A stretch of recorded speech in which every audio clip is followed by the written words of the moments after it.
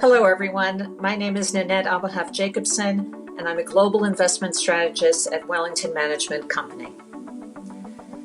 It's been a challenging quarter, no question about it. So what's going on? Uncertainty and fear are definitely driving markets right now. And a big part of what's going on is not only the fundamentals, but also technical issues in the market, where ETF selling and other passive strategy selling is forcing prices lower. We have had emergency responses both from the Fed and the government.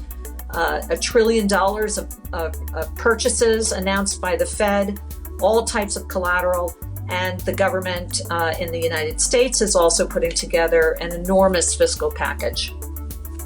And all of that does give me some optimism.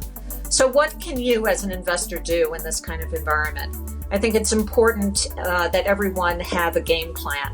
It at least gives you some control over your finances.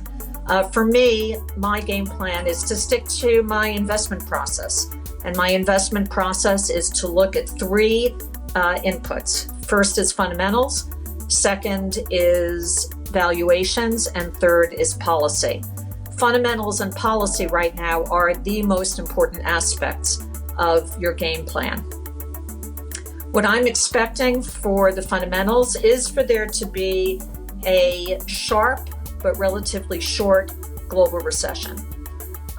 Over the near term, it means that volatility is likely to persist and there might be further sell-offs in the equity markets. Investors who do have liquidity, who do have cash, should stay invested and frankly use this as an opportunity to pick up some extraordinary opportunities. So what can you do over the next 12 months? I would really focus on the highest quality companies, and I'm recommending a prudent strategy both in the equity and the fixed income markets. By high quality companies, I'm talking about companies that are not facing solvency or liquidity issues. The characteristics that are going to be most prized are free cash flow, low debt, good quality balance sheets, and high quality management, and business models that will survive this downturn. So what do you do? What are the practical implications? I'm recommending still to own equities and credit, and within equities to own the lowest beta regions, and that would be US equities relative to the rest of the world.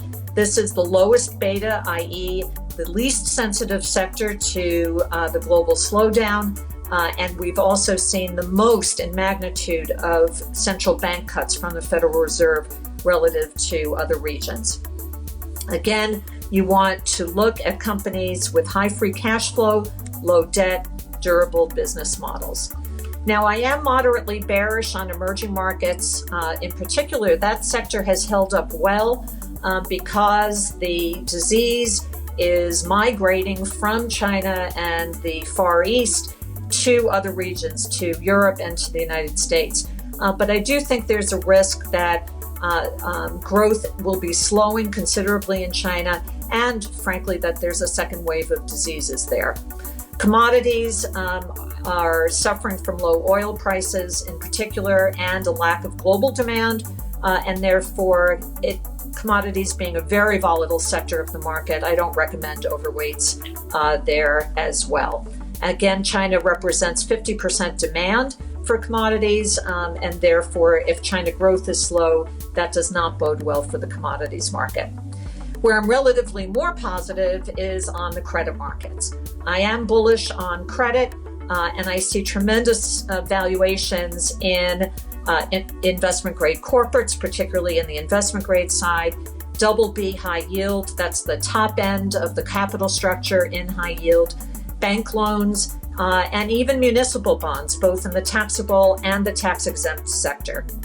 So that wraps it up for my recommendations. In summary, I think we may be facing high volatility for a while longer, but it won't last forever.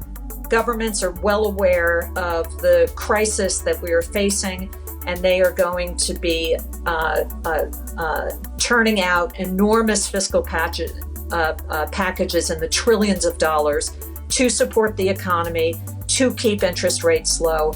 And in 12 months' time, I expect that we will be through most of this. And therefore, investors should stay invested.